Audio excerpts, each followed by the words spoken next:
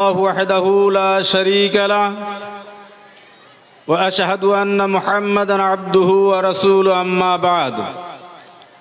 أما بعد فإن خير الحديث كتاب الله وخير الهدي هدي محمد صلى الله عليه وسلم وشر الأمور محدثاتها وكل محدثة بدعة وكل بدعة ضلالة وكل ضلالة في النار فقد قال الله تعالى في كلامه المجيد يا أيها الذين آمنوا اتقوا الله حق تقاته ولا تموتن إلا وأنتم مسلمون يا أيها الناس اتقوا ربكم الذي خلقكم من نفس واحدة وخلق منها زوجها وبث منهما رجالا كثيرا ونساء واتقوا الله الذي تساءلون به والأرحام إن الله كان عليكم رقيبا يا أيها الذين آمنوا اتقوا الله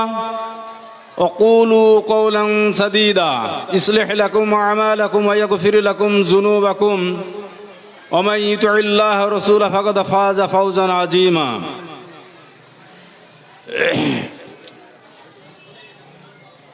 সম্মানিত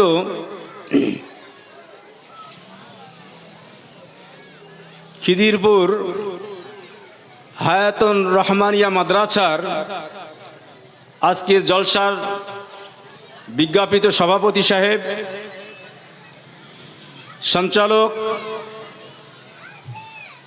মঞ্চে উলামায়ে দ্বীন, আমার সামনে উপবিষ্ট আমার বয়োজ্যেষ্ঠ বয়োকনিষ্ঠ এবং সমাবেশকে শ্রোতমণ্ডলী, জবানিকার অন্তরালে আমার স্নেহময়ী মা এবং বোনেরা, যাবতীয় স্তব ও স্তুতি গুণগান সেই মহান সত্তার নিমিত্তে, যে মহান সত্তার প্রশংসা অনাদি অনন্ত কাল ধরে শেষ করা যায়নি, যাচ্ছে না এবং যাবে না। মহান রব্বুল আলামিন এই পৃথিবীতে প্রাণীবিদদের তথ্য অনুযায়ী প্রায় ৮৭ লক্ষ প্রজাতির প্রাণী বর্তমান পৃথিবীতে। এই ৮৭ লক্ষ প্রজাতি প্রাণীর মধ্যে মহান রব্বুল আলামিন মানুষকে সর্বোৎকৃষ্ট করে সৃষ্টি করেছেন। যদি আমরা বিচার বিশ্লেষণ করি তাহলে দেখব শ্রেষ্ঠত্বের মানদণ্ডটা কি। শ্রেষ্ঠত্বের মানদণ্ড যদি আমরা পর্যালোচনা করতে চাই তাহলে আমরা মানুষ হিসাবে এক কথায় উত্তর দিব, সেটা আমাদের জ্ঞান।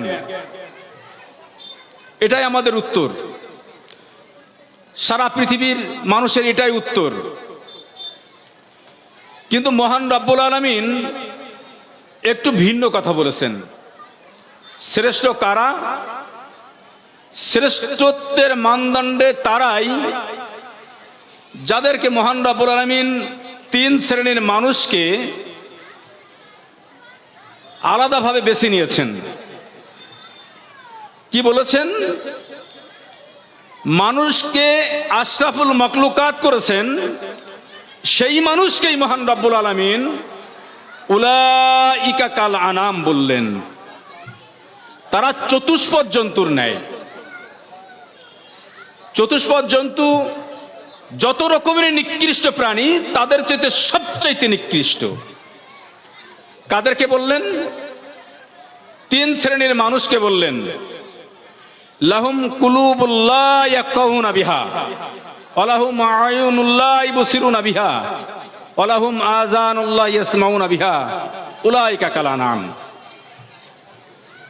মহান রব্বুল আলামিন বলছেন, যাদের হৃদয় দিয়েছি, কলব দিয়েছি, অন্তর দিয়েছি, চেতনা দিয়েছি, মেধা দিয়েছি, প্রজ্ঞা দিয়েছি, এই সব জ্ঞানগুলোকে যারা আমি স্রষ্টা আমার সম্পর্কে সঠিক ধারণা, সঠিকভাবে তাদের হৃদয়ঙ্গম করে না, তাদের কথা বললেন।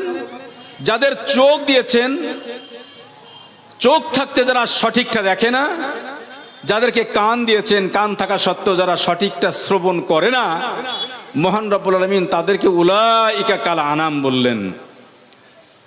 এই চতুষ্পদ জন্তুর ন্যায় বলে ক্ষান্ত হননি মহান রব্বুল আলামিন। তারপরে আবার বললেন বালহুম আজালু, বরং তার চাইতে নিকৃষ্ট। তো যে মহান রব্বুল আলামিন আজ এই পবিত্র মাহফিলে পবিত্র আল কোরআন এবং সহিহ সুন্নাহ থেকে আলোচনা শোনার জন্য, সত্যকে মেনে নেওয়ার জন্য যে মহান রব্বুল আলামিন আমাদেরকে এ পর্যন্ত আসার তৌফিক দান করেছেন, সেই মহান সত্তার নিমিত্তে আমরা তার প্রশংসা জ্ঞাপন করি। সবাই বলে আলহামদুলিল্লাহ। অতঃপর বর্তমানে ধারাপৃষ্ঠে গোটা পৃথিবীতে এই মুহূর্তে প্রায় 820 কোটি মানুষ। এই 820 কোটি মানুষ, কেউ কোথাওকার প্রধানমন্ত্রী আছেন, রাষ্ট্রপতি আছেন, মন্ত্রীরা আছেন, অধীনস্থরা আছেন, নারী আছেন, পুরুষ আছে, আবাল আছে, বৃদ্ধ আছে, বনিতা আছে, হিজড়া আছে। এই গোটা পৃথিবীতে যত মানুষ আছে, চাই সে কালো হোক, ধলো হোক, ছোট হোক, বড় হোক, পৃথিবীতে যত মানুষ আছে, মানবতার কল্যাণের জন্য যে মহাত্মা মহামানব, যদি আমরা বিচার বিশ্লেষণ করি, এই পৃথিবীতে যুগে যুগে কালে কালে বহু মনীষী মহামনীষী পৃথিবীকে ধন্য করেছেন, কিন্তু একজন মহাত্মা মহামানব যার চরিত্র যদি আমরা অধ্যয়ন করি, তাহলে আমরা দেখতে পাবো একজন পুরুষ এবং নারী বৈবাহিক সূত্রে কিভাবে আবদ্ধ হবে। যদি আমরা এখান থেকে পর্যালোচনা করি, তাহলে প্রতিটা পরতে পরতে কিভাবে তাদের দাম্পত্য জীবন হবে, কিভাবে বৈবাহিক জীবন শুরু হবে, কিভাবে তাদের দাম্পত্য জীবন শুরু হবে, কিভাবে সেই পরিবারের সন্তান আসবে, সেই সন্তান কিভাবে ভূমিষ্ঠ হবে, কিভাবে তার তাহানিক করতে হবে, কিভাবে তার নাম রাখতে হবে, কিভাবে তার শিশু জীবন কাটবে, কিভাবে তার কৈশোর জীবন কাটবে, কিভাবে তার যৌবন জীবন কাটবে, কিভাবে তার পৌরত্ব জীবন কাটবে, কিভাবে তার বার্ধক্য জীবন কাটবে, কিভাবে সেই ব্যক্তি মৃত্যুবরণ করবে, কিভাবে সেই ব্যক্তিকে দাফন এবং কাফন করা হবে, সমস্ত কিছুই যিনি আমাদের কাছে খুলে খুলে বর্ণনা করে গেছেন, তিনি হলেন আমাদের প্রাণ প্রিয় নবী মুহাম্মদ রাসূলুল্লাহ সাল্লাল্লাহু আলাইহি সাল্লাম। তার উপরে অগণিত ধারা দরুদ ও সালাম বিবর্ষিত হোক। আমরা সমস্যাটা বলি আল্লাহুম্মা আমিন, আল্লাহুম্মা সাল্লি আলাইহি, আল্লাহুম্মা বারিক আলাইহি। সম্মানিত উপস্থিতি, অত্যন্ত পরিতাপের সাথে বলতে হচ্ছে, আমার মনে হচ্ছে আমি একটু আগে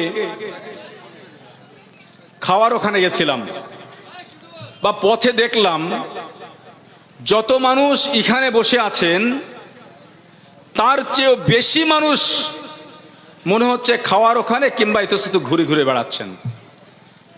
দুর্ভাগ্য আজকে আমাদের জাতির। আফসোস হয়, বেদনা হয়, হৃদয় ভারাক্রান্ত হয়ে ওঠে। আপনাদের কাছে আমার স্বনির্বন্ধ অনুরোধ, মা বোনদের কাছেও আমি অনুরোধ করছি। প্রথমত আমি আমার নিজের কথায়, আমার অক্ষমতার কথাই বলে রাখি, তথাকথিত যে জলসা, এই জলসার বক্তা আমি নই।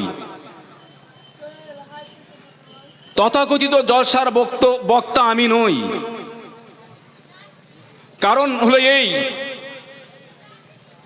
আমার বক্তব্য কার সন্তুষ্টি হবে? মানুষের সন্তুষ্টির জন্য না আল্লাহর সন্তুষ্টির জন্য হওয়া উচিত। বর্তমান বক্তা নামে যারা খ্যাত আর শ্রোতারাও যারা আসেন,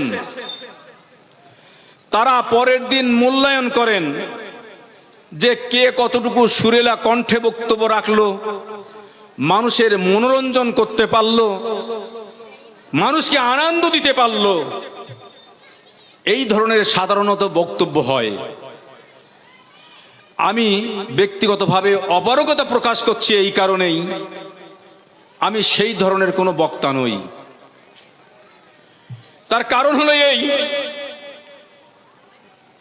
সর্বপ্রথম পবিত্র আল কোরআন এবং সহিহ সুন্নাহ যদি আপনি পর্যালোচনা করেন, তাহলে প্রথমত আপনাকে জান্নাতে যেতে হবে, জান্নাতের পথটা নিজেকে আগে সুগম করতে হবে, তারপরে আমার অধীনস্থদের জন্য আমার জান্নাতের পথ বলে দিতে হবে। আমি যদি কোনো বক্তব্য এজন্যই রাখি আল্লাহর সন্তুষ্ট নয়, আমি যদি আজকে ভেবে যাই এখান থেকে আগামী সেশনে আমার আবার এখানে বক্তব্য রাখতে আসতে হবে, পার্শ্ববর্তীতে আবার দাওয়াত যেন আমি পাই, আমার সন্তুষ্টি আল্লাহর না হয়ে যদি মানুষের দিকে চলে যায়, তাহলে আমার বক্তব্য জান্নাতে নিয়ে যাবে না জাহান্নামে? কথা বলবেন। আমার বক্তব্য আমাকে জান্নাতে নিয়ে যাবে না জাহান্নামে? জাহান্নামে নিয়ে যাবে।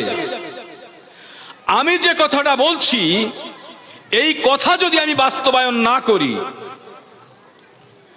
কারণ ইসলাম বা পবিত্র আল কোরআন আমাকে অনুমতি দেয়নি ওই কথা বলা যে কথাটা আমি নিজের জীবনে বাস্তবায়ন করি না বা করব না, আমারই নিষেধ আছে।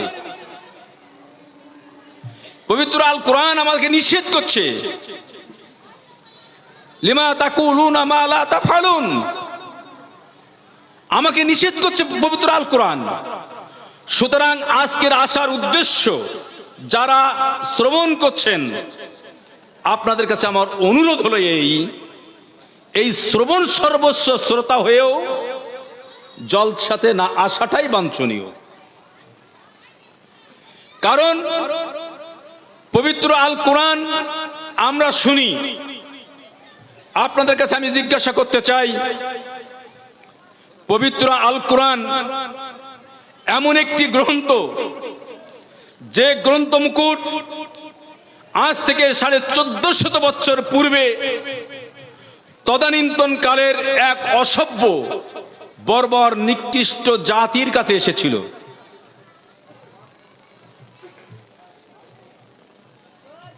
পবিত্র আল কোরআন আসার পর আমরা দেখেছি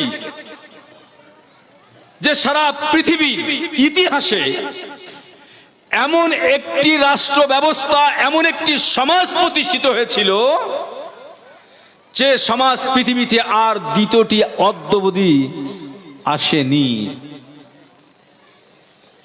কোন সময়ে? যে সমাজে চুরি, ডাকাতি, রাহাজানি, দুনিয়ার যত রকমের পাপাচার, সমস্ত রকমের পাপাচার যে সমাজে হতো, সেই সমাজে এসে পবিত্র আল কোরআন এমন একটি সমাজ ব্যবস্থা কায়েম করেছিল যে সমাজে চোর আর ছিল না, ডাকাত আর ছিল না, জিনাকার আর ছিল না, কোন রকমের অপকর্ম আর ছিল না। আজকের পৃথিবীতে তদানীন্তনকালে যদি বিশ্লেষণ করি, এক স্বল্প পরিসরে গুটিকতক মানুষ, ইসলামের দ্বান্দ্বিক দ্বন্দ্ব শুরু হয়েছিল। ইকরা বিসমি রাব্বিকাল্লাযী খলাক এই শব্দটা আসমান থেকে যখন জিবরিল আমিন নবী মুহাম্মদ রাসূলুল্লাহ সাল্লাল্লাহু আলাইহি ওয়াসাল্লামের কাছে পৌঁছে দিয়েছিলেন, শুরু হয়েছিল। কিন্তু ইসলামের যদি আপনি ইতিহাস দেখেন, এই ইতিহাস যদি আপনি পর্যালোচনা করেন, তাহলে দেখবেন বদরের যুদ্ধে যদি আমরা শুরু করি, বদরের যুদ্ধে মুসলমানদের সৈন্য সংখ্যা কত ছিল ভাই? 304 জন। কথা বলবেন, একটু জানারও দরকার আপনাদের, একটু কথা বললে সুবিধা হবে। কতজন ছিল? 313। বিপক্ষীয় কত ছিল? আমরা অধিকাংশ মুসলমানদের কিছুই জানি না। যদি মুসলিম সমাজ নিয়ে আলোচনা করি তাহলে দেখবো আমরা কিছুই জানি না। 1000 সৈন্যের বিরুদ্ধে মাত্র 313 জন শুরু হলো। যে বিজয় কেতন উড়েছিল, গোটা পৃথিবীর এক বিরাট ভূখণ্ড মুসলমানরা শাসন করেছিল গুটি কতক মানুষ। পৃথিবীতে আজকে মুসলমান কম না বেশি? তদানীন্তন কালের তুলনাতে কত বেশি? 800 কোটি যদি সারা পৃথিবীর মানুষ হয়, 200 কোটি মুসলমান সারা পৃথিবীতে, 200 কোটি মুসলমান। সারা পৃথিবীতে যদি পর্যালোচনা করেন, জাতিসংঘের হিসাব অনুযায়ী 197টি দেশ তাদের জাতিসংঘের সদস্য, বেসরকারি মধ্যে 235টি দেশ, মুসলমানরা রাষ্ট্র ক্ষমতায় 65টা দেশের রাষ্ট্র ক্ষমতায়। সারা পৃথিবীতে যত শূন্য সংখ্যা আছে 3 কোটির মতো শূন্য সংখ্যা, 1 কোটি মুসলমানদের। এমনি ভাবে যদি পর্যালোচনা করি, সারা পৃথিবীতে যত খনিজ সম্পদ আছে, বিশেষ করে তৈল সম্পদ 85% মুসলমান কান্ট্রিতে। সারা পৃথিবীতে যত স্বর্ণ পরিবেশন হয়, স্বর্ণ লাগে সোনা, 65% মুসলিম দেশরা যোগান দেয়। সারা পৃথিবীর মুসলমানদের কাছে অঢেল সম্পদ। পারমাণবিক শক্তি ধরো কয়েকটি দেশ আছে, এত বৃহৎ কিছু থাকার পরেও মুসলমানরা পৃথিবীতে লাঞ্ছিত না লাঞ্ছিত নয়?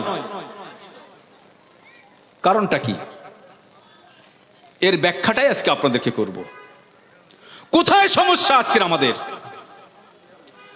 মুসলমানদের? আজকে সমস্যাটা কোথায়,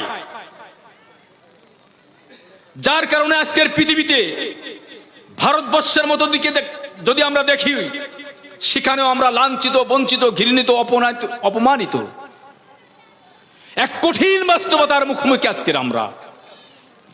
এর কারণটা কি? আমাদের সৃষ্টির উদ্দেশ্যটা কি? খুব সংক্ষিপ্ত পরিসরে গুটিগত কথা আপনাদেরকে বলবো।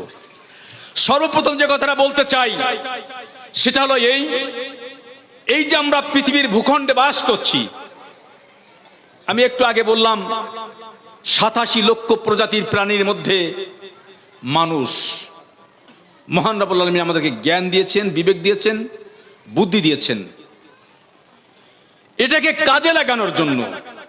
সর্বপ্রথম এ বিষয়ে আপনাদের কাছে আমি একটি তথ্য দিয়ে রাখি। বিশেষ করে আজকে এখানে এসে বুঝলাম মাদ্রাসাটা হেফজখানা চলছে। এই হেফজ সম্পর্কে বা পবিত্র আল কোরআন সম্পর্কে কয়েকটি কথা আগে বলে নিই। পবিত্র আল কোরআন দাবি করছে ইন্না নাহনু নাজ্জালনা যিকরা ওয়া ইন্না লাহু লাহাফিজুন। পবিত্র আল কোরআন এমন একটি কিতাব, মহান রব্বুল আলামিন বলছেন এর সংরক্ষণ করার দায়িত্ব আমার। আপনারা এখানে অনেক বড় বড়, মানে বয়সে অনেক বড় আছেন বা অনেক শ্রোতা আছেন, হাফেজ কে কে আছেন? একটু হাত উঠাবেন সামনে। একজনও নেই। মহান রব্বুল আলামিন কিভাবে সংরক্ষণ করছে দেখুন। এই একটু আগে দুটো ছেলে এখানে এগুলো, বয়স কত ভাই ওদের?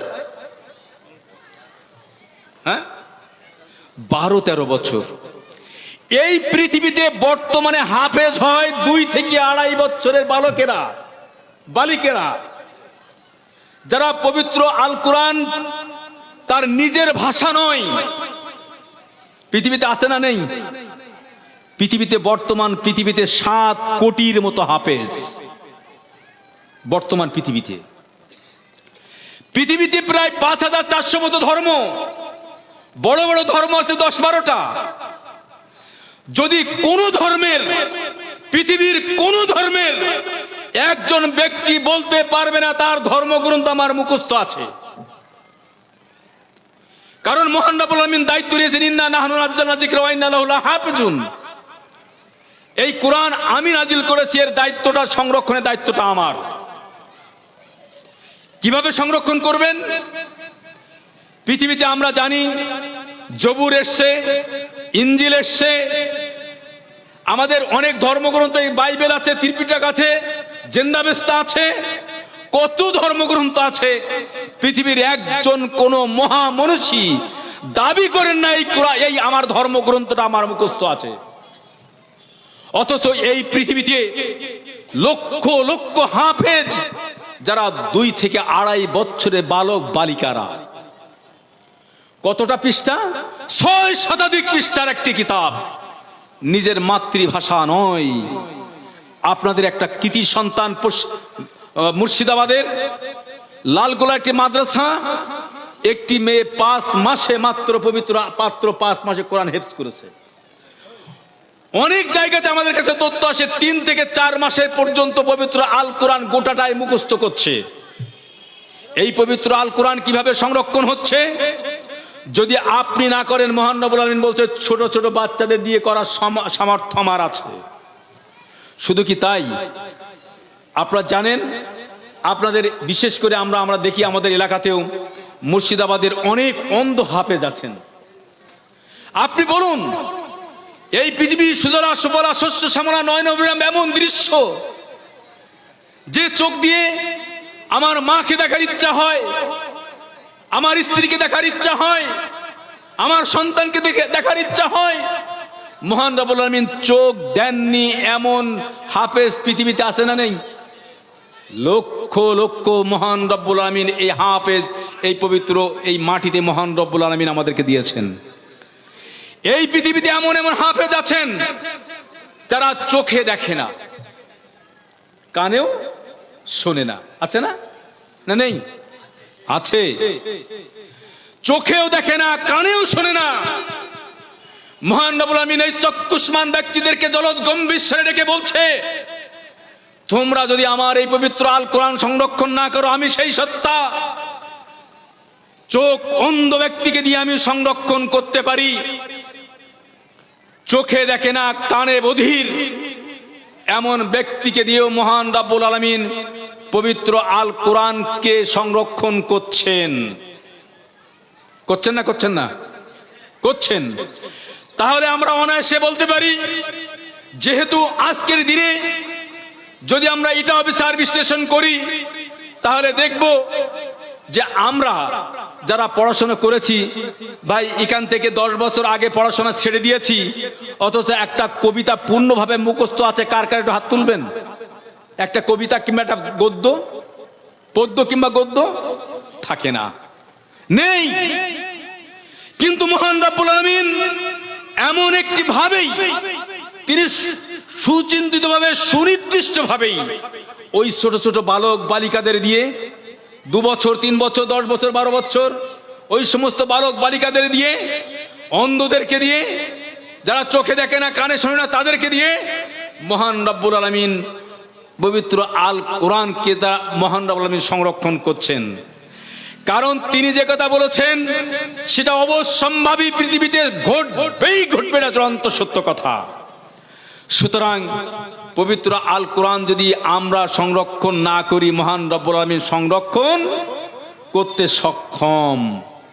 সুতরাং সেই পবিত্র আল কোরআন থেকে গুটি কতক কথা মহান রব্বুল আলামিন পবিত্র আল কোরআন পাঠিয়ে বলছেন যে আলিফ লাম র কিতাবুন আনজালনাহু ইলাইকা লিতুখরিজান নাস মিনাজ যুলুমাতি ইলান নূর। আপনাদের কাছে আমি জিজ্ঞাসা করছি, পবিত্র আল কোরআন মহান রব্বুল আলামিন যা বলেছেন সেটা সত্য না মিথ্যা? যা বলেছেন সত্য, কোন রকমের মিথ্যাই নয়, কোন রকমের মিথ্যা নয়। পবিত্র আল কোরআন যেভাবে যা বলেছেন সেটাই হলো চূড়ান্ত সত্য কথা। এই সত্য কথার দিক থেকে আপনাদেরকে যে কথা বলতে চাই সেটা হলো এই, মানুষ প্রথমে আমাদের ঠিক করে নিতে হবে আমাদের লক্ষ্য এবং উদ্দেশ্যটা কি। ভাই আমরা পৃথিবীতে চিরস্থায়ী জীবনে মরবো না, কে এমন কেউ আছি? মৃত্যু আমাদের অবধারিত, মৃত্যু আমাদের কাছে আসবেই। পবিত্র আল কোরআন আমাদের কি বলছে? যে আমাদেরকে জন্ম হয়েছে কুল্লু নাফসিন যায়কাতুল মাউত, প্রত্যেক জীব মৃত্যুর স্বাদ আস্বাদন করবে। তাই মৃত্যুর পরে ইসলাম আমাদেরকে শিক্ষা দিয়েছে, পবিত্র আল কোরআন আমাদেরকে শিক্ষা দিচ্ছে কি? যেমন পবিত্র আল কোরআন আমাদেরকে বলছেন, আল ইয়াউমা নাখতিমু আলা আফওয়াহিহিম ওয়া তুকাল্লিমুনা আইদিহিম ওয়া তাশহাদু আরজুলুহুম বিমা কানু ইয়াকসিবুন। পবিত্র আল কোরআন আমাদেরকে এই কথা শিক্ষা দিচ্ছে যে কাল কিয়ামতের মাঠে যখন আমরা উঠব, সেদিন আমাদের কি করবেন?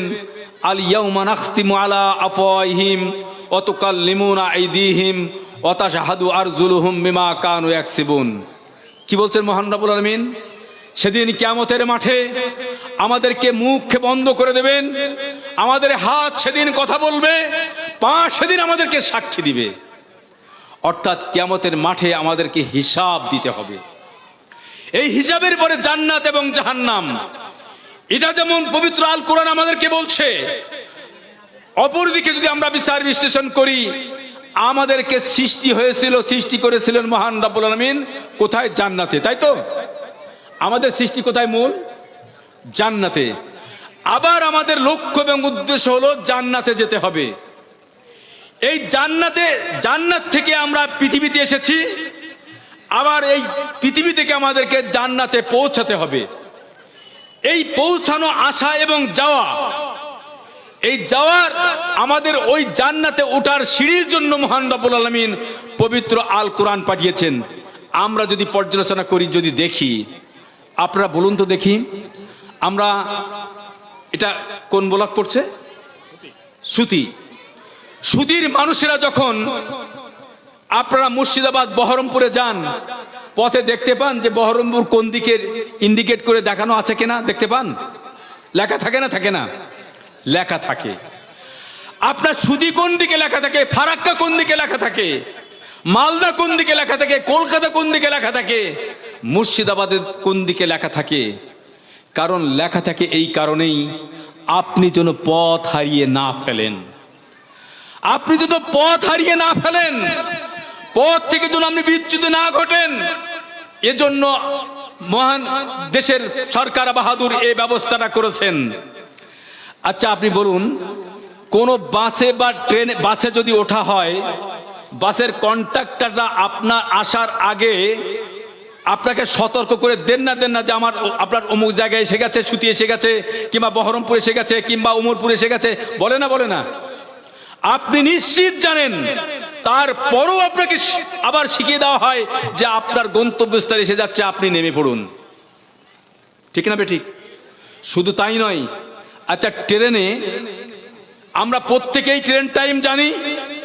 ট্রেনের কাছে গেলে আবার ওখানে লাউড স্পিকারে আমাদেরকে স্মরণ করিয়ে দেওয়া হয় যে আমার কোন ট্রেন কতটা দেরিতে আসছে, কতটা আগে পৌঁছাবে, পরে পৌঁছাবে, বলে দেওয়া হয় না? দেয় না? বলে দেওয়া হয়। এমনি ভাবে যদি বিচার বিশ্লেষণ করি, একটা করে বিচার বিশ্লেষণ করি, এর মৌলিক কারণ হলো এই যে সরকার বাহাদুর চায় না যে আপনি পথ হারা হয়ে যান, আপনি পথ ভুলে যান, এটা চান না। শুধু কি তাই, আজকে দিনে যদি আমরা বিচার বিশ্লেষণ করি, তাহলে দেখতে পাবো আমাদের গুগল ম্যাপ দিয়ে আমরা আমাদের পথ নির্ধারণ করে নিতে পারি। ঠিক না? ঠিক। তাহলে আমাদেরকে প্রত্যেকটা পথ নির্ধারণ করে তার গন্তব্যস্থলে পৌঁছানোর কথা বলা হয়েছে। ঠিক তদ্রূপ ভাবে মহান রব্বুল আলামিন এই গোটা কায়নাত সৃষ্টি করলেন, মানুষকে সৃষ্টি করলেন। সবকিছু সৃষ্টি করার পর তার জান্নাতে যাওয়ার পথের ঠিকানা বলে দেওয়ার দায়িত্বটা কার? মহান রব্বুল আলামিনের। এই জান্নাতে যেতে হবে কিভাবে, সেই জান্নাতে যাওয়ার সিঁড়ি, সেই জান্নাতে যাওয়ার পথ, সেই জান্নাতে যাওয়ার ঠিকানা, সেই জান্নাতে যাওয়ার জন্য বাস, সেই জান্নাতে যাওয়ার জন্য ট্রেন, সেই জান্নাতে যাওয়ার প্লেন, যা কিছু হোক না কেন, মহান রব্বুল আলামিনের পক্ষ থেকে আমাদের কাছে যেটা এসছে সেটা হলো পবিত্র আল কোরআন। এই পবিত্র আল কোরআন যদি আমরা অনুসরণ করি, তাহলেই আমরা আমাদের কাঙ্ক্ষিত লক্ষ্য এবং গন্তব্যস্থলে আমিন লাইফ, আমাদের জান্নাতে যেতে হবে। সেই জান্নাতের সিঁড়িটা, জান্নাতটা আমাদেরকে বলে দেবে পবিত্র আল কোরআন।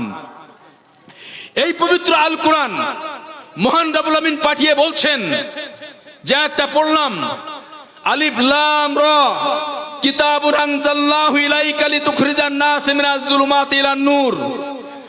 পবিত্র আল কোরআন মহান রব্বুল আমিন বলছেন যে এই কোরআন আমি পাঠিয়েছি তোমাদের কাছে এই কারণেই, তোমরা জুলুমাত থেকে, অন্ধকার থেকে তোমরা আলোর পথে এই পবিত্র আল কোরআন তোমাদেরকে নিয়ে আসবে।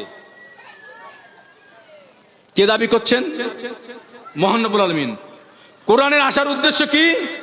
যে আমাদেরকে জান্নাতে নিয়ে যাবেন, আর দুনিয়ার যত পাপ আছে, যত রকমের খারাপ কাজ আছে, যত রকমের বুরাই কাজ আছে, সমস্ত কাজ থেকে দূরীভূত করে দেবে পবিত্র আল কোরআন। এটা দাবি করছে কে? কার কথা? একটু কথা বলুন না ভাই। আল্লাহর কথা। তাহলে কোরআন আমাদের কাছে, যে পবিত্র আল কোরআন পেয়ে তদানীন্তনকালের অসভ্য বর্বর নিকৃষ্ট মানুষ যারা সুপথ পেয়েছিলেন, সেই কোরআন কি আমাদের কাছে আছে না নেই? আছে, আছে তাই না?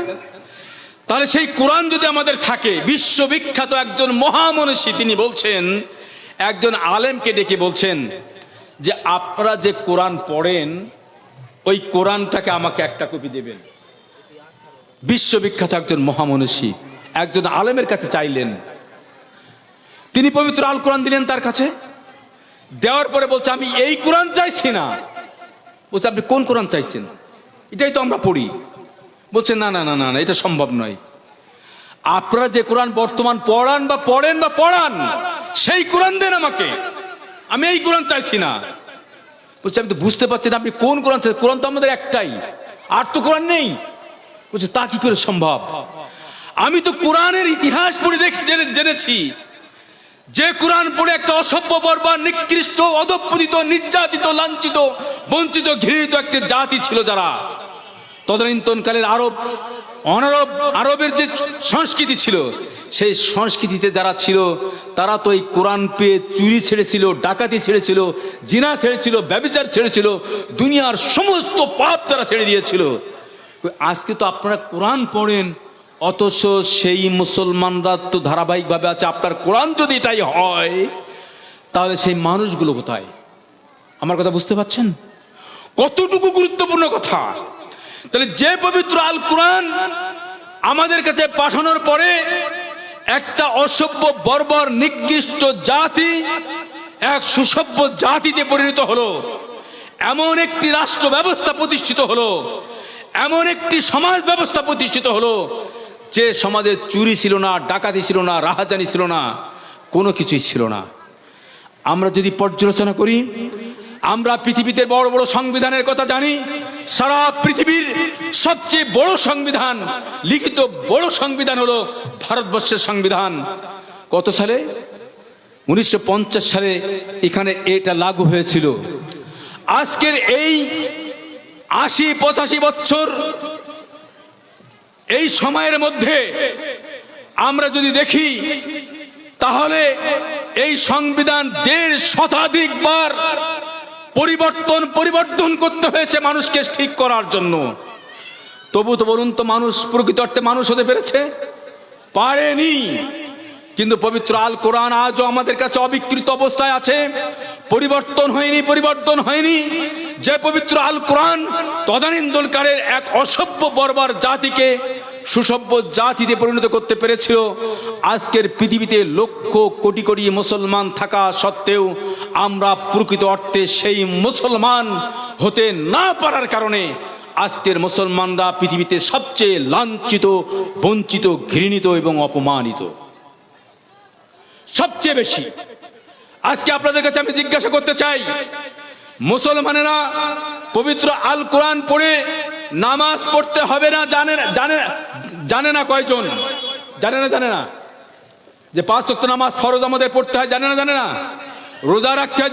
জানে না সুদ খাওয়া যায় কি? জানে না সব কিছু জানে। যদি আমরা জিজ্ঞাসা করি এই মুসলমানরা মিথ্যা কথা বলে না মুসলমানরা? সুদ, মদ, জিনা, সমস্ত রকমের পাপ আজকে আমাদের ভিতরে বিরাজমান। অথচ পবিত্র আল কোরআন আমাদেরকে বলছে যে এই কোরআন যারাকে মেনে নেবে, কোরআন যারা গ্রহণ করবে, তাদের ভিতরে পাপ পঙ্কিলতা কিছু থাকবে না, পাপের কিছু থাকবে না।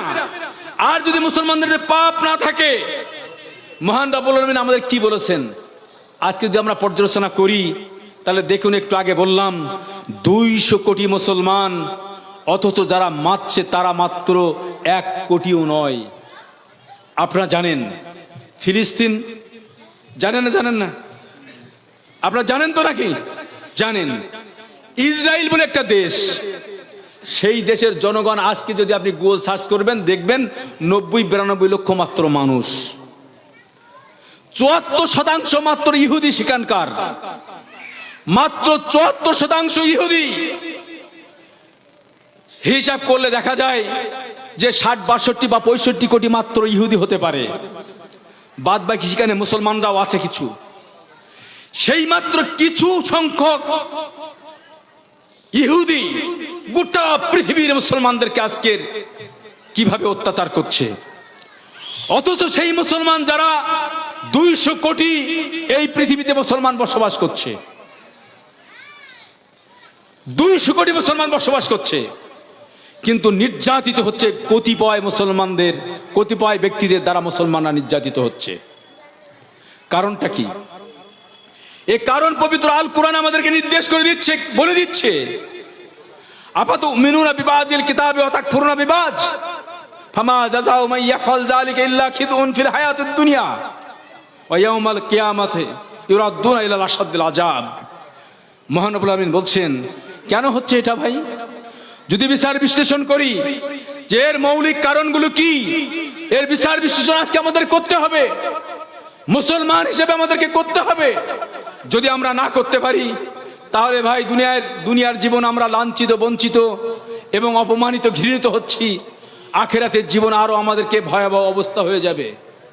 এ কথা কে বলছেন? মহান রব্বুল আলামিন বলছেন।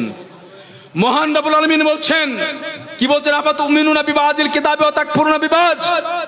তোমাদের চরিত্র কি এমন হবে তোমরা কোরআনের কিছু অংশ মানবে আর কিছু অংশ ছেড়ে দেবে?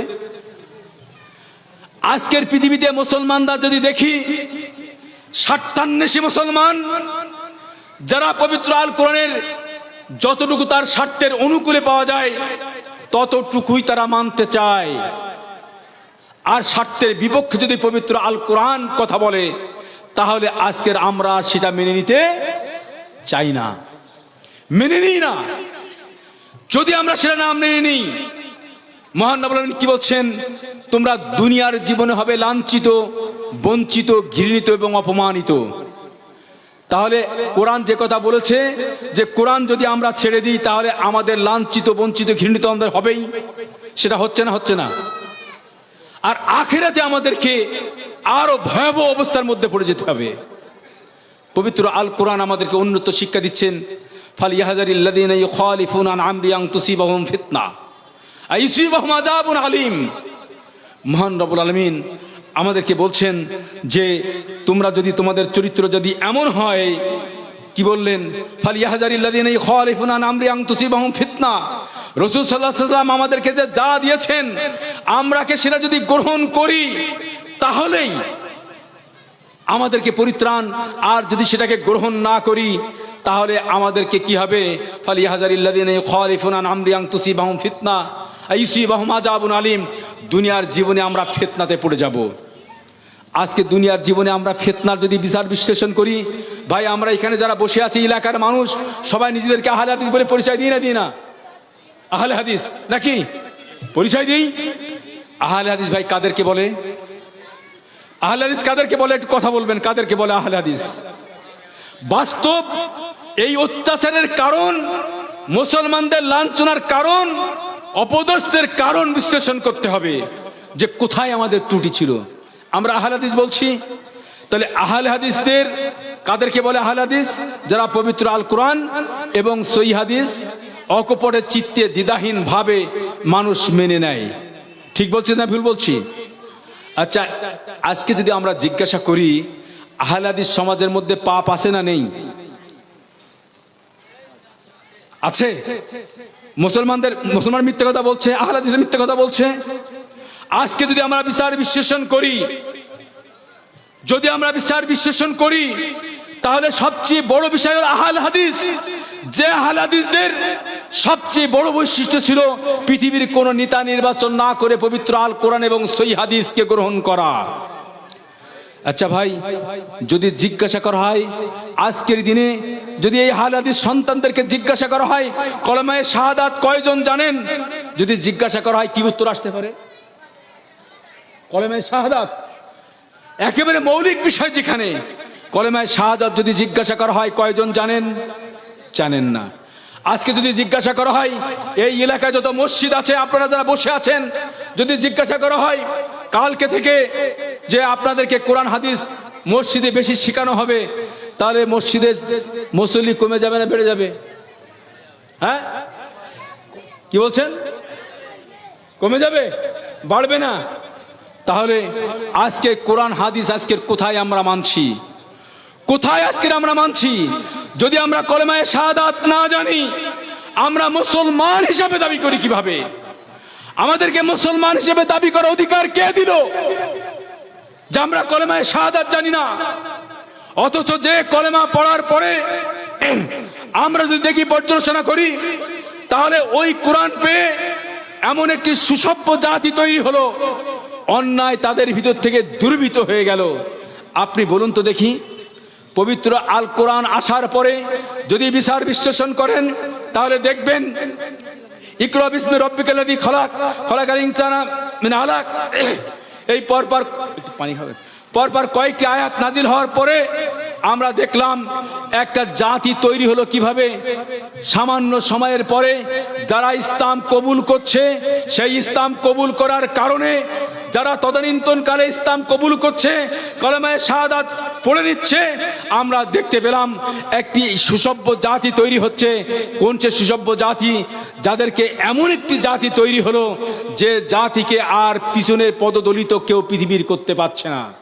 তার কারণটা কি ছিল? কেমন ছিল? রাসূল সাল্লামের ইতিহাস যদি আমরা পর্যালোচনা করি, তাহলে আমরা দেখব যে সেদিন যে বিশ্বনবী জনাবে মুহাম্মদ রাসূলুল্লাহ সাল্লাল্লাহু আলাইহি সাল্লাম যে কথা বলার কারণে, গুটি কত কথা বলার কারণে,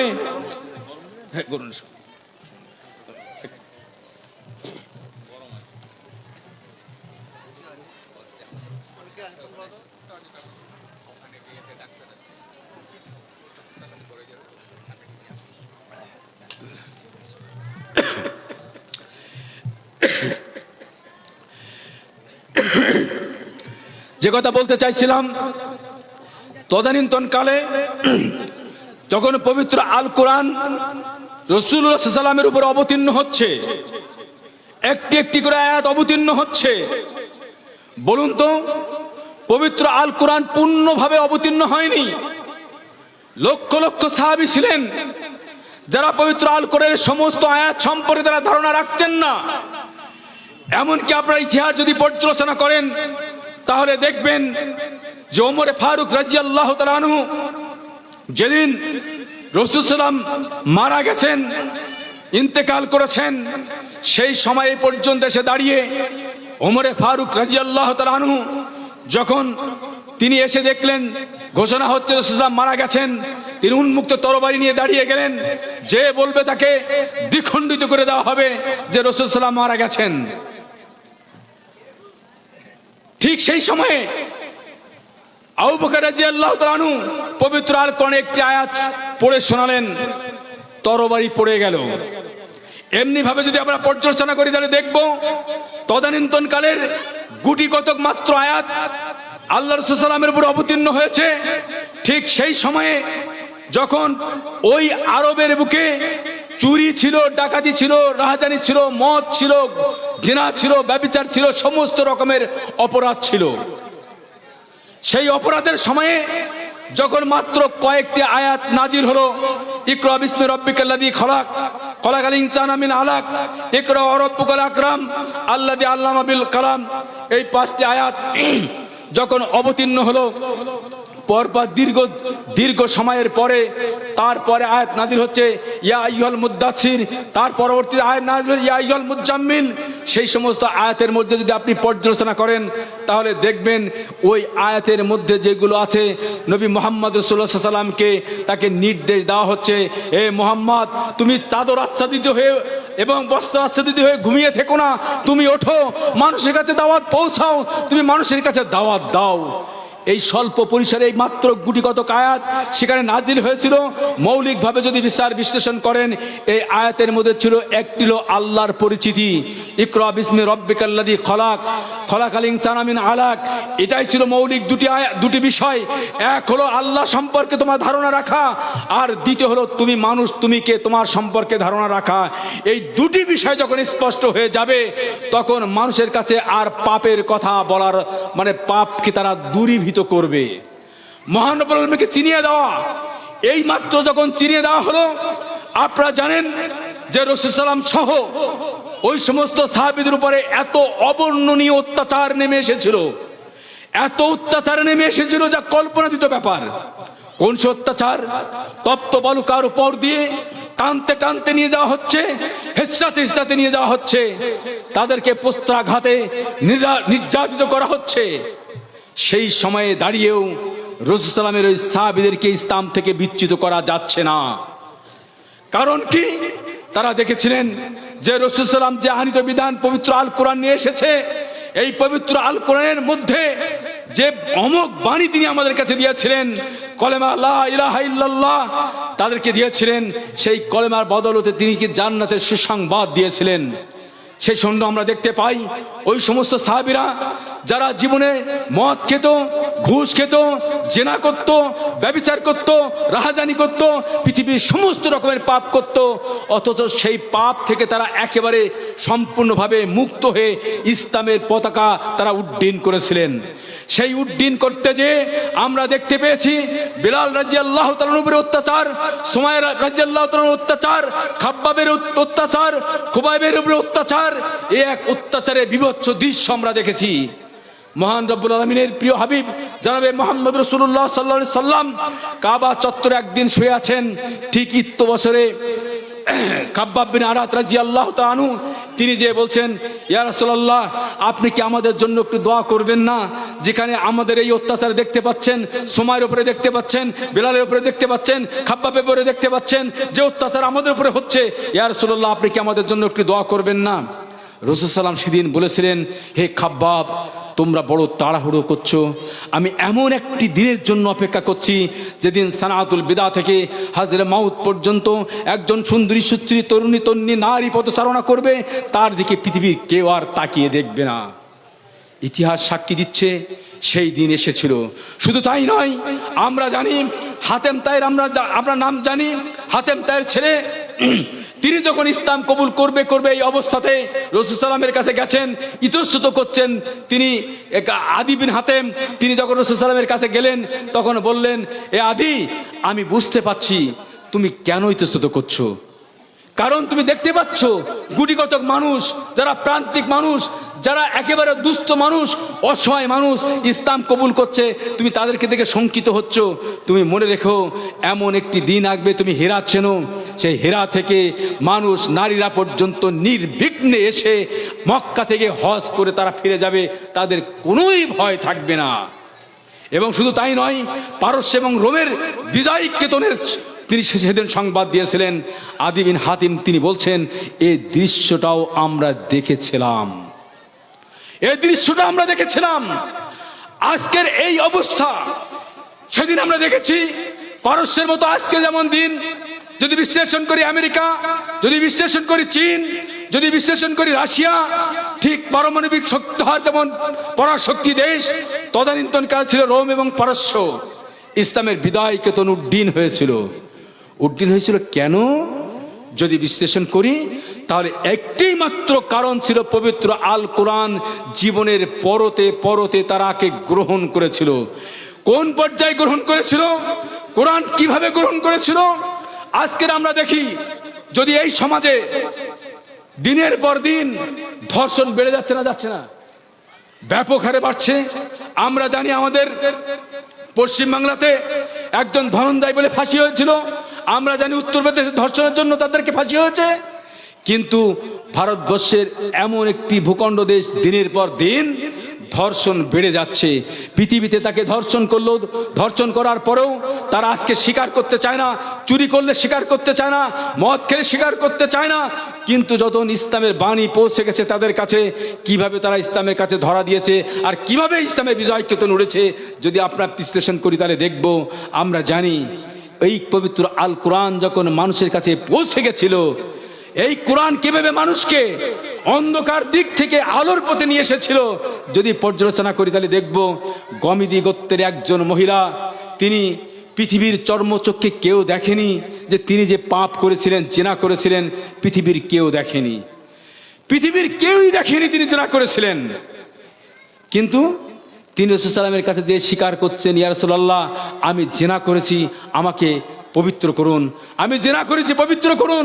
রাসূল সাল্লামের কাছে বারে বারে বলছেন, রাসূল সাল্লাম মুখ ফিরিয়ে নিচ্ছেন, রাসূল সাল্লাম আবার বলছেন মুখ ফিরিয়ে নিচ্ছেন, বারে বারে বলছেন মুখ ফিরিয়ে নিচ্ছেন, কিন্তু তারপরেও তিনি বলছেন আমি দেখুন আমি জিনা করেছি, জিনা করার কারণে আমার গর্ভের দেখেন সন্তান চলে এসেছে। জিনা করার সাজাটা কি? আজকের দিনে আমরা জানি চোর ডাকাত লম্পট দিনের আলোতে দীপ্যমান আলোতে তারা ধরা পড়ার পরেও স্বীকার করে না। যিনি অপরাধ করছেন, যিনি চুরি করছেন, যিনি ডাকাতি করছেন, ধরা পড়ার পরে তার লয়ার যে কোর্টে এমন ভাবে সল জব করছেন মনে হচ্ছে যেন ইনি কোনো অপরাধী করেনি। অথচ ওই গমিদি গোত্রের মহিলা তিনি যে রাসূল সাল্লামের কাছে ধরা দিচ্ছেন যে আমি জিনা করেছি, জিনা করার পাপটা সাজাটা কি? যদি কেউ বিবাহিত পুরুষ বিবাহিত নারী যদি তারা জিনা করে তাদেরকে রজম করতে হবে, বুক পর্যন্ত মাটিতে গেড়ে পাথর দিয়ে আঘাত করতে করতে করতে করতে তাকে দুনিয়া থেকে নিঃশেষ করে দিতে হবে। এই সাজা পর্যন্ত আমরা দেখতে পাই ইসলামের ইতিহাসে। ইসলামের ইতিহাসে জল জল করছে। ওই গমিদি গোত্রের ওই মহিলা যখন তাকে বলা হলো তোমার গর্ভের সন্তান, তুমি তো অপরাধ করেছো, তোমার সন্তান কোনো অপরাধ করেনি, তুমি যাও, তুমি বাড়িতে চলে যাও, তোমার সন্তান ভূমিষ্ঠ হওয়ার পরে তুমি তোমার বাচ্চাকে নিয়ে আবার এসো। বলুন তো আজকের দিনে এই পৃথিবীর মানুষকে সভ্য মানুষ করতে যে কত বই পড়ানো হচ্ছে, স্কুল কলেজ ইউনিভার্সিটি তৈরি করা হয়েছে, শুধু তাই নয় মানুষকে সঠিক পথে পরিচালনা করার জন্য দেশে কোটি কোটি কোটি কোটি টাকা খরচ করে প্রশাসন করা হচ্ছে। আর তদানীন্তনকালে রাসূল সাল্লাম একটি টাকা মানে রাষ্ট্র ব্যবস্থা কায়েম করার জন্য এক পয়সা খরচ করতে হয়নি। এমন একটি সমাজ প্রতিষ্ঠিত হয়ে গেল, ওই সমস্ত মানুষ তারা এসে ধরা দিলেন। ওই গমিদি গোত্রের মহিলা যখন তাকে বলা হলো তিনি ডুকরে কাঁদতে কাঁদতে কাঁদতে কাঁদতে বাড়িতে চলে গেলেন। অজর নয়নে বাড়িতে কাঁদেন, কখন আসবে সেই দিন, আমার সন্তান কখন ভূমিষ্ঠ হবে, এই সন্তান ভূমিষ্ঠ হওয়ার পরে আমি রাসূল সাল্লামের কাছে যাব, আমার পাপকে স্খলন করব, আমার পাপকে দুনিয়া থেকে মিটিয়ে নেব, আমি আখিরাতে আমি যেন জান্নাত পেতে পারি। আমার সেই পথে যেতে হবে যেখানে আমার চূড়ান্ত গন্তব্যস্থল, যেখানে আমার সব কিছু হিসাব দিতে হবে, যেদিন আমার সাক্ষী দিতে হবে, আমার জবান সেদিন আমার কথা বলতে পারবে না, আমার হাত কথা বলবে, আমার পা সাক্ষী দেবে। এই ভয়ে তিনি কাঁদতে কাঁদতে বাড়িতেই কাঁদেন, বাড়িতে যাওয়ার পথে কাঁদছেন। যখন তার সন্তান ভূমিষ্ঠ হয়ে গেছে ওই মহিলা এসে রাসূল সাল্লামের কাছে আবার এসে ধরা দিচ্ছেন, ইয়া রাসূলুল্লাহ আপনি বলেছিলেন আমার সন্তান ভূমিষ্ঠ হওয়ার পর আমাকে ফিরে আসতে, তাই আমি ফিরে এসেছি। এই দেখুন আমার সন্তান, এই দেখুন আমার সন্তান ভূমিষ্ঠ হয়েছে, এই সন্তান আমাকে আপনি পবিত্র করুন, আমাকে পবিত্র করুন। রাসূল সাল্লাম বিশ্বনবী দয়ার নবী তিনি দেখলেন এ অপরাধ করেছে, এই সন্তান অপরাধ করেনি, তিনি আবার নির্দেশ দিলেন তোমার সন্তান তো অপরাধ করেনি, তোমাকে রজম করলে এই মুহূর্তে সন্তানটা হয়তো বিভিন্ন রকমের সমস্যায় পড়ে যাবে, তার দুগ্ধ পানের প্রয়োজন, অনেক কিছুর প্রয়োজন, তুমি যাও তোমার সন্তানকে নিয়ে ফিরে যাও। যত সময় সে নিজে থেকে না খেতে শিখবে তত সময় তোমার আমার কাছে আসার প্রয়োজন নেই, যখন তোমার খেতে শিখবে তখন তুমি ফিরে এসো। কি দেখলাম দৃশ্য, তিনি বাড়ি গেলেন, আবার ডুকরে ডুকরে কাঁদতে কাঁদতে বাড়িতে গেলেন। বাড়িতে যে রাসূল সাল্লামের এই নির্দেশ পালন করার জন্য তিনি তার সন্তানকে লালন পালন করছেন, কত তাড়াতাড়ি তার সন্তান খেতে শিখবে এই চেষ্টা করছেন তিনি। মাঝে মাঝে শুকনো খাবার তিনি তার সন্তানের কে মুখে তুলে দিচ্ছেন। এই করতে করতে করতে করতে করতে করতে কিছুদিন পরে দেখা গেল তার সেই সন্তান একটু শুকনো খাবার, একটু শক্ত খাবার খেতে শিখেছে। অবশ্যই তাকে আবার ফিরিয়ে আনলেন। ফিরিয়ে আনার পরে তখন রাসূল সাল্লাল্লাহু আলাইহি ওয়াসাল্লাম নির্দেশ দিলেন তোমাদের মধ্যে কেউ কি আছে এই ছোট্ট বাচ্চাকে নেওয়ার মতো, যাকে পালন করবে তোমরা? একজন সাহাবী রাজি হয়ে গেলেন, তখন তাকে রজম করা হলো। খুব সংক্ষিপ্ত পরিসরে বলতে চাচ্ছি এই কারণেই, আপনি বলুন একজন মানুষ সজ্ঞানে যদি কারো ফাঁসি দেওয়া হয়, যদি কারো গুলি করে মারা হয়, একটি দৃশ্য আপনি বলুন তো, একজন মা একটা সন্তানের কথা কত ব্যথা বেদনায় জর্জরিত হয়ে যায়। একজন মা যদি তার সন্তান ভূমিষ্ঠ হওয়ার সময় যদি জিজ্ঞাসা করা হয় আপনি বাঁচলে আপনার সন্তান বাঁচবে না, আর সন্তান বাঁচলে আপনি বাঁচবেন না, আপনি কি চান বলুন? একজন আদর্শবান মা সে নির্দ্বিধায় বলে দিতে পারে, আমি পৃথিবীতে চলে যাচ্ছি, আমার গর্ভে যে সন্তান আছে সে যেন পৃথিবীর মুখ দেখে, আমি সেটাই চাই। আর ওই মা কোন সে কথা শুনেছিলেন, যে কথা শোনার পরে তিনি জীবনের সমস্ত কিছু মায়া উপেক্ষা করে সন্তান কোথায় রেখে যাচ্ছেন, তিনি নির্দিষ্টভাবে সেই তো মাত্র এখনো 2 বছর বয়স হয়নি সন্তানের, সেই সন্তান রেখে যাচ্ছেন আর নিজেকে রজম করে নিচ্ছেন নিজেকে। তাকে দেখেছি যে ইতিহাস, তার কারণ এই পবিত্র আল কোরআন মানুষকে যতটুকু সৎ করতে পারে, পৃথিবীর কোনো শাসন দিয়ে, কোনো ত্রাসন দিয়ে মানুষকে সৎ করা যায় না। যার কারণে পবিত্র আল কোরআন পূর্ণভাবে মেনে নেওয়ার কারণেই আমরা দেখতে পাই যে ইসলামের বিজয় কেতন উড়েছিল। এমনি ভাবে যদি আমরা বিশ্লেষণ করি, যা তার আয়াত পড়েছিলাম, ফালিয়াহযারিল্লাযীনা ইখালিফুনা আন আমরি আন তুসিবাহুম ফিতনা আও ইউসিবাহুম আযাবুন আলীম।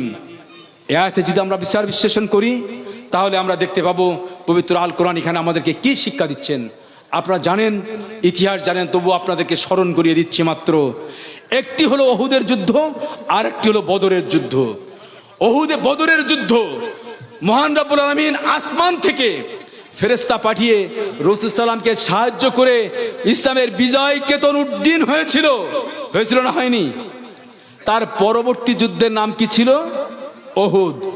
ওহুদের ময়দানে আব্দুল্লাহ বিন জুবাইরের নেতৃত্বে বেশ কিছু সাহাবীদেরকে, 50 জন সাহাবীদেরকে রোমা নামক পাহাড়ের, ওহুদের পাদদেশে পাশে একটি ছোট্ট পাহাড় আছে, সেই পাহাড়ের নির্দেশ দিয়েছিলেন। সেই পাহাড়ের সুরক্ষিত করার জন্য নির্দেশ দিয়েছিলেন। কি নির্দেশ দিয়েছিলেন? যে তোমরা জয় দেখো আর পরাজয় দেখো, যে অবস্থায় হোক না কেন তোমরা যেন ওই জায়গাটা ছেড়ে দিয়ে যুদ্ধের ময়দানে এসো না। রাসূল নির্দেশ দিলেন। এই নির্দেশ, একটি যুদ্ধে জয় আর একটা যুদ্ধে পরাজয়। কতটুকু পরাজয়? ইসলামের এক বেদনাবিদুর ইতিহাস, হামজা রাদিয়াল্লাহু তাআলা আনহুর কিভাবে তাকে হত্যা করা হয়েছিল, 70 জন সাহাবী মারা পড়েছিল। কি এক হৃদয় বিদারক ঘটনা। এমনকি রাসূল সাল্লাম মৃত্যু সংবাদ পর্যন্ত তার প্রায় কানে পৌঁছে গেছিল, মানুষের কানে পৌঁছে গেছিল। কারণটা কি ছিল? একটি মাত্র কারণ যদি আমরা বিশ্লেষণ করি, উম্মতে মুহাম্মাদের কাছে বিরাট এক শিক্ষা রেখে গেলেন রাসূল সাল্লামের আদর্শ দিয়ে। কোন শিক্ষা? যদি সেদিন ইসলামের ইতিহাসে এই সমস্ত সাহাবী আব্দুল্লাহ বিন জুবাইরের নেতৃত্বে 50 জন সাহাবীর, যাদেরকে নির্দেশ দিয়েছিলেন, এই কথা বলেছিলেন, জয় হোক পরাজয় হোক তোমরা ওখান থেকে যেন পশ্চাৎপদতা হবে না, তোমরা ওখান থেকে যুদ্ধের ময়দানে আসবে না। প্রাথমিক পর্যায়ে যুদ্ধের যখন জয় চলে আসলো, তখন তারা কি করলেন? আকল খাটালেন, বুদ্ধি খাটালেন, বিবেক খাটালেন। খাটানোর পরে ওই সমস্ত সাহাবারা কিছুটা বিদ্রোহ মতো করে বা অমান্য করে, আব্দুল্লাহ বিন জুবাইরের নেতৃত্বকে অমান্য করে মাত্র গুটিকতক সাহাবী সেখানে ছিলেন, বাদ বাকি সব চলে আসলেন ওহুদের ময়দানে। এই ওহুদের ময়দানে আসার পরে সেখানে দেখা গেল পিছন দিক থেকে আবার ফিরে এসে অতর্কিত হামলা চালিয়ে শত্রুপক্ষ সেনারা মুসলমানদের 70 জন সাহাবীর হত্যা করলেন। ইসলামের ইতিহাস, এখানে কি রাসূল সাল্লামকে আল্লাহ সাহায্য করতে পারতেন না? অবশ্যই পারতেন।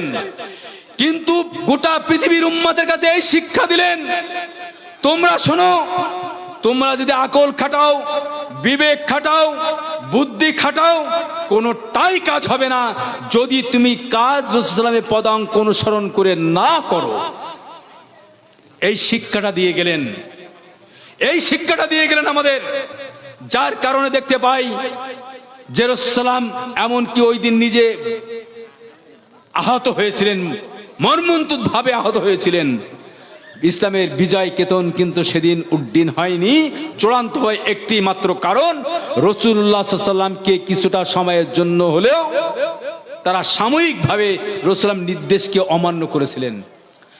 আজকের একেবারে পরিশেষে যে কথাটা আপনাদেরকে বলতে চাই, সময় একেবারে শেষ, যে কথাটা বলতে চাই, এই সারনজ্জাস যদি আমরা ব্যাখ্যা করি, মুসলমানদের সৈন্য যদি আজকের মুসলমানরা 200 কোটি না 2000 কোটি হয়, তাহলে মুসলমানদের কল্যাণ হবে না, মুসলমানদের বিরাট কিছু লাভবান হবে না। মুসলমানদের যদি কল্যাণ করতে হয়, তাহলে মুসলমানদেরকে সার্বিকভাবে যদি সঠিক পথ এবং পদাঙ্ক অনুসরণ করতে হয়, রাসূল সাল্লামকে পূর্ণভাবে অনুসরণ আমাদেরকে করতে হবে। যদি আমরা না করি, ইসলামের অনেক ইতিহাস আছে, আপনারা জানেন রাসূল সাল্লামের ইন্তেকালের পরে এক কঠিন পরিস্থিতি সৃষ্টি হয়ে গেছিল, ইতিহাস থেকে আপনারা জানেন। আবু বকর রাদিয়াল্লাহু তাআলা খলিফা নির্বাচিত হয়ে গেলেন। নির্বাচিত হওয়ার পরেই অনেক ঘটনা, সেখানে একটার পরে একটা। সেখানে একটা বড় ঘটনা ছিল এই, ওসামা বিন জায়েদ, মাত্র 17 বছরের বালক, তাকে করা হচ্ছে রোমানদের বিরুদ্ধে যুদ্ধের সেনাপতি করে পাঠানো হচ্ছে, আর তার অধীনস্থ করা হচ্ছে আবু বকর রাদিয়াল্লাহু তাআলা, ওসমান রাদিয়াল্লাহু তাআলা, ওমরে ফারুক রাদিয়াল্লাহু তাআলা, বড় বড় সাহাবীরা, যুদ্ধ বিশারদ যারা ছিলেন, তারা পর্যন্ত তার অধীনস্থ করা হচ্ছে। বলুন, সেই কঠিন পরিস্থিতি, দেশের রাষ্ট্রনায়ক মারা গেলেন। রাসূল সাল্লাল্লাহু আলাইহি ওয়াসাল্লাম যেমন নবী ছিলেন, তিনি রাষ্ট্রপতি ছিলেন, রাষ্ট্রনায়ক ছিলেন। এই মৃত্যুর পরেও যখন ওমরে ফারুক, আবু বকর রাদিয়াল্লাহু খলিফা নির্বাচিত হলেন, নির্বাচিত হওয়ার পরে যখন তিনি সর্বপ্রথম নির্দেশ দিলেন, রাসূল সাল্লামের অসমাপ্ত কাজ রোমানদের বিরুদ্ধে। রোমান কারা জানেন? আজকের আমেরিকা সমতুল্য, রাশিয়া সমতুল্য, চীন সমতুল্য। যাচ্ছে কে? কতিপয় সাহাবী নিয়ে। ওসামা বিন জায়েদ যাচ্ছে, মাত্র কৃতদাসের পুত্র, পালক পুত্র, কৃতদাসের পুত্র ওসামা বিন জায়েদ যাচ্ছে, সেনাপতি, মাত্র 17 বছর বয়স। কি পরামর্শ দিচ্ছেন? কারা পরামর্শ দিচ্ছেন? আবু বকর রাদিয়াল্লাহু তাআলা, বড় বড় সাহাবীরা পরামর্শ দিচ্ছেন, এ খলিফাতুল মুসলিমিন, আপনি অন্ততপক্ষে একটি কথা শুনুন, এই মুহূর্তে আপনি রোমানদের বিরুদ্ধে সৈন্য সংখ্যা পাঠাবেন না। শুনছেন না? অনেক লম্বা চড়া ঘটনা। শেষে বলছেন, যদি পাঠাতে হয় অন্ততপক্ষে ওসামা বিন জায়েদকে ওই নেতৃত্ব থেকে পাঠাবেন না। ছোট্ট মাত্র বালক, ও যুদ্ধ বিশারদ নয়, ওকে পাঠাবেন না। সেদিন আবু বকর রাদিয়াল্লাহু তাআলা বলেছিলেন, রাসূল সাল্লাল্লাহু যে হাতে পাগড়ি পরিয়েছেন, যে নির্দেশ দিয়েছেন, যদি এই সিদ্ধান্ত পরিবর্তন আমাকে করতে হয়, তাহলে আসমান থেকে ওই নবী সাল্লামকে আবার জীবিত হতে হবে এবং তার উপরে নির্দেশ আসবে, তারপর আমি এটাকে অমান্য করতে পারি। কি ইতিহাস দেখলাম! রোমানদের বিরুদ্ধে ওই বালক ওসামা বিন জায়েদের নেতৃত্বে সেদিন কিন্তু যুদ্ধে বিজয় অর্জন হয়েছিল। আজকের মুসলমান, পারমাণবিক শক্তি থাক, লক্ষ কোটি থাক, অর্থ থাক, যাই কিছু থাক না কেন, আমাদের বিজয় অর্জন হবে না যত সময় আমরা পবিত্র আল কোরআন এবং সহিহ হাদিসের কাছে আত্মসমর্পণ না করব।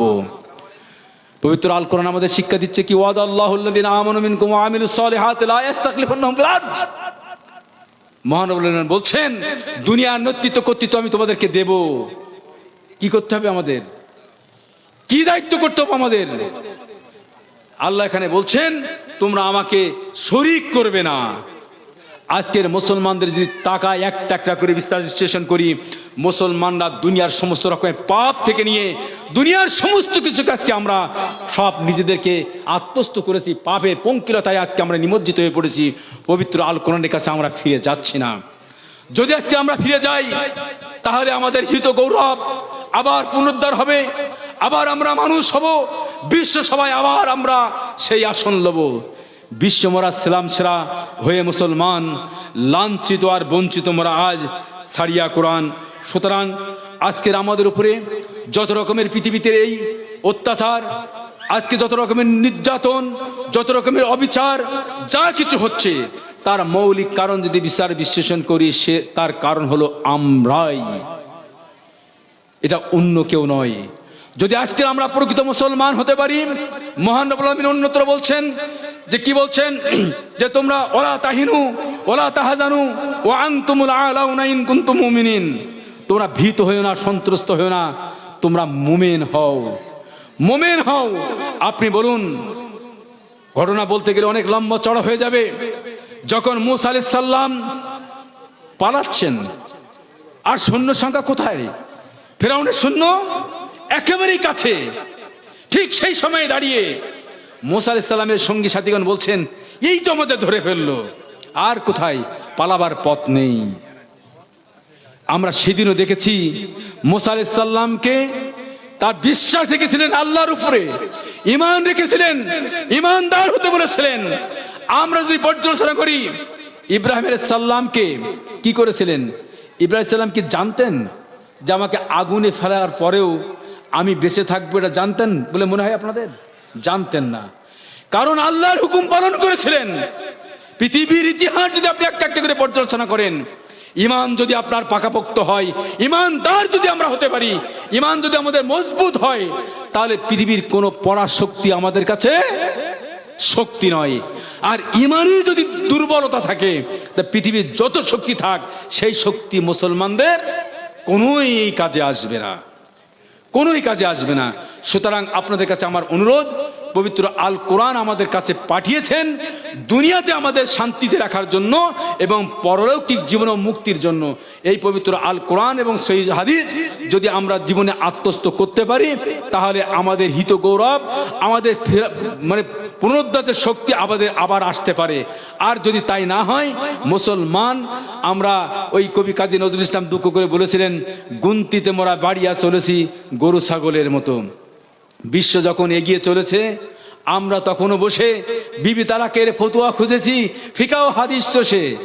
হানাফি ওয়াহাবি লামাজাবির তখনও মেটেনি গোল, এমন সময় আজরাইল হাকিল তলপিতল। ভিতরের দিকে যত মরিয়াছি মোরা, বাহিরের দিকে তত গুনতিতে মোরা বাড়িয়া চলেছি গরু ছাগলের মতো। আজকের পৃথিবীতে মুসলমান আমরা গরু ছাগলের মতো বেড়ে চলেছি। আমাদের আজকের কোনো রকমের দিক নির্দেশনা ঠিক নেই, আমরা ঠিক করতে পারছি না আমরা কোথায় চলেছি। আমাদের নেতা ছিলেন বিশ্বনবী জনাবে মুহাম্মদ রাসূলুল্লাহ সাল্লাল্লাহু আলাইহি ওয়াসাল্লাম। সারা পৃথিবীর যদি দিকে তাকান, তাহলে দেখবেন যার আদর্শ সবচেয়ে বেশি গ্রহণ করছেন তিনি হলেন বিশ্বনবী জনাবে মুহাম্মদ রাসূলুল্লাহ সাল্লাল্লাহু আলাইহি ওয়াসাল্লাম। আপনারা জানেন, এই কিছুদিন আগে একজন আমেরিকার নিউ ইয়র্কের সিটির মতো জায়গাতে, যেখানে মুসলমান একজন মেয়র হলেন, আজকে বিজয় কেতন আস্তে আস্তে আস্তে আস্তে উড্ডীন হয়ে যাচ্ছে। আর আজকে আমরা কোথায় প্রান্তিক হয়ে যাচ্ছি। তাই আপনাদের কাছে আমার স্বনির্বন্ধ অনুরোধ, পবিত্র আল কোরআন আমাদেরকে বলছে যে কুল্লু নাফসিন যায়িকাতুল মাউত, কুল্লু নাফসিন যায়িকাতুল মাউত ওয়াইন্নামা তাওয়াফাউনা উজুরাহুম ইয়াওমাল কিয়ামা ফামান যুহজিয়া আনিন নার ওয়া উদখিলাল জান্নাহ ফাকাদ ফাজ। পরিশেষে আপনাদের কাছে যে অনুরোধটা রাখতে চাই, পবিত্র আল কোরআন বলছে সফল জীবন হলো ওই মানুষের যার জাহান্নাম থেকে পরিত্রাণ পেল এবং জান্নাতে যেতে পারলো। আজকে যদি আমরা জান্নাতে না যেতে পারি, দুনিয়ার বিত্ত বৈভব টাকা পয়সা যা কিছু আছে, এই কোনোটাই আপনার নয়। আল্লাহ কোরআনে বলছে এটা দুনিয়ার মাত্র আমাদের চোখের ধাঁধা, এটা লৌকিকতা, এই দুনিয়ার শুধু খেলতামাশা ছাড়া কিছুই নয়।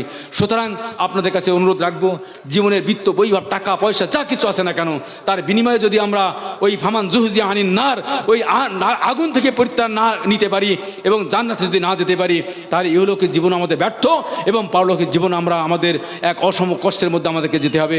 আমি আল্লাহর কাছে দোয়া করি, আল্লাহ আমরা যেন পবিত্র আল কোরআন এবং সহিহ হাদিস যথার্থভাবে অধ্যয়ন করে সেই মোতাবেক যথাযথভাবে যেন আমরা আমল করতে পারি, দুনিয়ার জীবনে আমরা যেন শান্তি পেতে পারি এবং আখিরাতের জন্য আমরা মুক্তি পেতে পারি। এ তৌফিক তুমি আমাদেরকে দান করো, আমিন।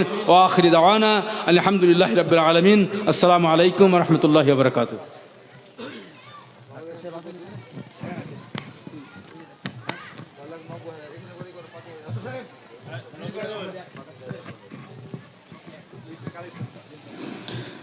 জাযাকাল্লাহ ওয়া আহসান জাযা। আজকে আমাদের এখান থেকেই আমরা সমাপ্ত করব। তার পূর্বে আবারও আপনাদের বলছি, এখনও যারা আছেন 5 টাকা 10 টাকা 20 টাকা যার কাছে যেমন আছে আপনারা আমাদের টেবিলে দিয়ে যাবেন।